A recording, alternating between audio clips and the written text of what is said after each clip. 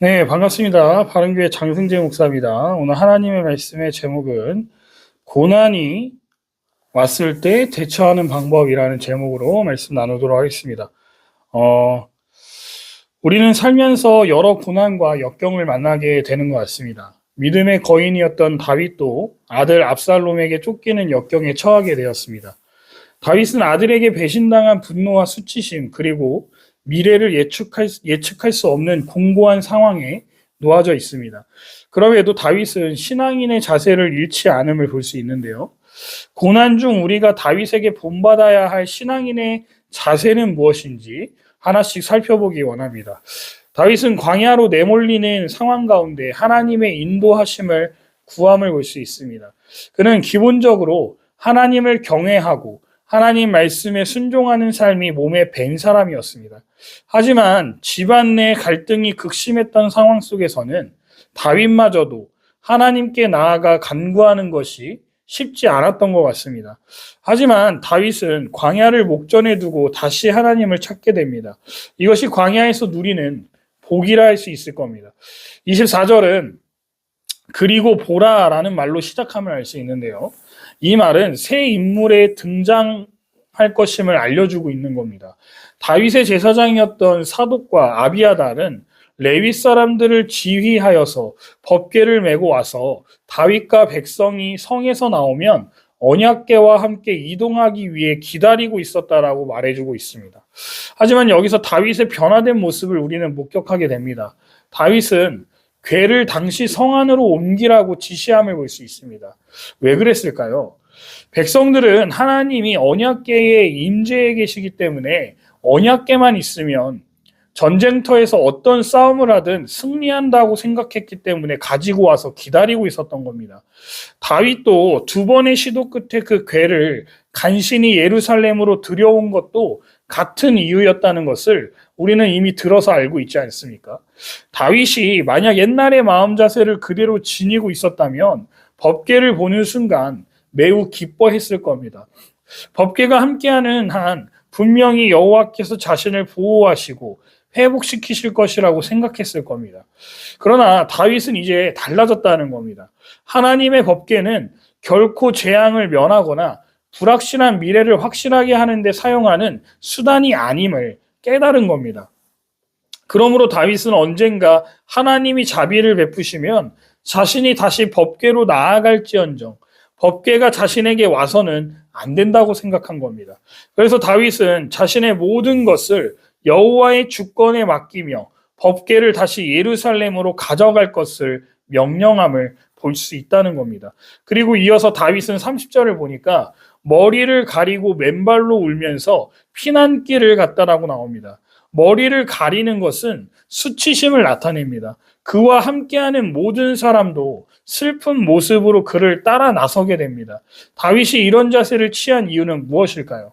하나님과 백성 앞에서 한없이 수치스럽고 부끄러웠기 때문이었을 겁니다. 자신이 부모로서 아들을 제대로 훈육하지 못했다라는 반성과 왕으로서 나라를 제대로 통치하지 못했다는 그 깨달음 속에서 다윗은 많이 울었던 것 같습니다. 그런데 그거 아십니까? 다윗은 그 누구도 원망하고 있지 않았습니다. 대부분의 사람들은 고난이 닥쳐오면 남을 원망하거나 환경을 탓하기 그지없습니다. 하지만 다윗은 그러지 않았다는 겁니다. 자신에게 찾았습니다. 자신이 잘못한 까닭에 고난이 찾아왔음을 인정하고 자기를 낮추었다라는 겁니다. 그런 자신의 마음을 머리를 가리고 신발을 벗어 맨발로 걷는 모습으로 나타낸 겁니다. 온몸으로 참회한 것이죠. 다윗은 시편에서 하나님은 마음이 상한 사람을 가까이 하시며 충심으로 통회하는 사람을 구원해 주신다라고 시편 34편 18절에 고백한 바 있습니다. 다윗이 깊이 회개하는 마음으로 하나님 앞에서 자신을 낮춘 겁니다. 그럴 때마다 하나님은 그의 죄를 용서하시고 구원해 주셨다라고 고백하고 있다는 것이죠. 우리도 이러해야 될 줄 믿습니다. 물론 우리의 잘못만이 아니라 환경과 원치 않는 상황으로 고난을 겪을 때도 분명 있을 겁니다. 모든 고난의 원인이 나에게 있다고는 말할 수 없을 겁니다. 그러나 고난을 대처하는 방법에 대해서 나누고 있다는 겁니다. 다윗과 마찬가지로 고난이 닥쳐왔을 때 그것이 나의 잘못으로 온 것이 아니라 할지라도 원망이나 분노에 사로잡히면 안 된다는 겁니다. 먼저 스스로를 돌아보고 만약 나에게 잘못이 없다면 하나님이 나에게 이러한 시련을 허락하시는 이유에 대해서 기도하며 그분께 더 깊이 나아가는 시간이 되기를 바랍니다. 이유 없는 고난은 없습니다. 하나님은 우리를 훈련시키기 위해서 허락하시는 고난이 더 많기 때문입니다. 만약 우리의 잘못으로 인해 일어난 고난이라면 겸손하게 회개의 자리에 서면 됩니다. 하나님은 우리의 낮아진 마음에 찾아오셔서 우리의 잘못을 바로잡아 주시고 바른 길을 걸어가게 해주실 것이기 때문입니다. 말할 수 없는 아픔과 힘듦 속에서 지내고 계시는 분들이 계실 줄 압니다. 그런 분들을 위해 기도하겠습니다. 또 주님께서 속히 그 어려운 환경에서 벗어나게 해주시기를 주님의 이름으로 축복합니다. 두 번째로 다윗은 참회의 눈물을 흘리며 하나님 앞에 회개하는 중에 충격적인 소식을 전해 듣게 됩니다. 다윗의 전략가였던 아히도벨이 압살롬과 합세했다라는 소식이 들려온 것 아니겠습니까?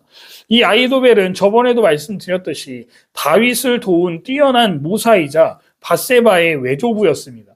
그런 그가 압살롬의 반역에 동참했으니 다윗에게는 큰 충격이었을 겁니다. 그 소식을 접하자마자 다윗은 무엇을 하는지 아십니까? 그들의 모략을 어리석게 해달라며 간절히 하나님께 기도함을 31절에서 확인할 수 있습니다. 암논 사건 이후 다윗이 하나님을 찾는 장면은 이번이 처음이라는 것을 아십니까? 다윗이 하나님을 찾으니 하나님께서 그제서야 아히도벨에 대한 다윗의 기도를 들어주심을 알 수 있습니다. 그래서 그에게 적수가 될 만한 사람 후세를 보내주십니다. 아렉 사람 후세가 옷을 찢고 머리에 흙을 덮어쓰고 다윗을 찾아왔다라고 나옵니다. 비통한 상황 속에 있는 다윗의 고통을 자신도 공감한다라는 표현을 하면서 다윗에게 온 겁니다. 그런데 37절을 보면 후세를 다윗의 친구라라고 말하고 있습니다. 후세는 팔레스타인 원주민으로 이스라엘 민족에게는요 이방인이었습니다. 그런데 다윗과 우정을 나누는 사이였음을 알 수 있다는 겁니다. 다윗이 후세에게 이런 말을 합니다. 네가 따라오면 짐만 된다라고 지금 말합니다. 아니 다윗이 걱정돼서 도와주려고 온 친구에게 너는 짐이 되니까 따라오지 말라는 말은 좀 너무한 것 같지 않습니까? 그러면 왜 이런 말을 한 걸까요? 네가 해줄 일이 따로 있다라는 겁니다. 다윗이 후세가 따라오면 짐이 될 것이라고 생각하는 것을 보면 후세는 나이도 다윗과 비슷하고 그 당시 상당한 고령자였다라는 것으로 여겨짐을 알 수 있습니다. 그러니 예루살렘으로 돌아가서 압살롬에게 거짓 충성을 맹세하고 이를 펼쳐나가달라고 명령을 내린 겁니다. 그런데 이 명령을 절대 마다하지 않음을 볼 수 있다는 거예요. 여러분 첩보가 뭡니까? 스파이 노릇을 해달라는 것 아니겠습니까? 이건 목숨을 걸고 적진으로 들어가라는 것과 마찬가지인 겁니다. 다윗에게는 목숨을 걸고 적진으로 들어갈 수 있는 친구를 두었다는 것만으로도 평소 다윗이 얼마나 훌륭했던 성정을 가지고 있었는지를 짐작해 볼 수 있는 것 아니겠습니까? 또 때에 따라 돕는 손길을 보내주시는 이 하나님의 신실하심 역시 우리는 발견할 수 있다는 겁니다. 다윗은 매우 비참하고 절망적인 상황에 처해 있었지만 하나님은 다윗을 구원하기 위한 일을 시작하심을 볼 수 있다는 겁니다. 그것은 다윗이 철저히 하나님 앞에 회개하고 자신이 겪는 일들이 저지른 범죄에 대한 징계임을 인정하고 겸허히 받아들였고 하나님 앞에 기도하며 이 일을 헤쳐나가기를 바랬기 때문이라는 것을 우리는 기억해야 한다는 겁니다. 하나님은 결코 저와 여러분들을 버리지 않으십니다.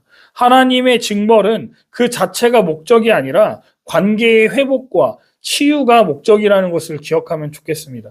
마지막으로 다윗이 고난 중에 취한 자세 중 배울 것은 기도만 하고 끝내지 않았다라는 거예요. 다윗은 피난길에서 만나는 사람들마다 적절한 역할을 지시함을 보여줬습니다.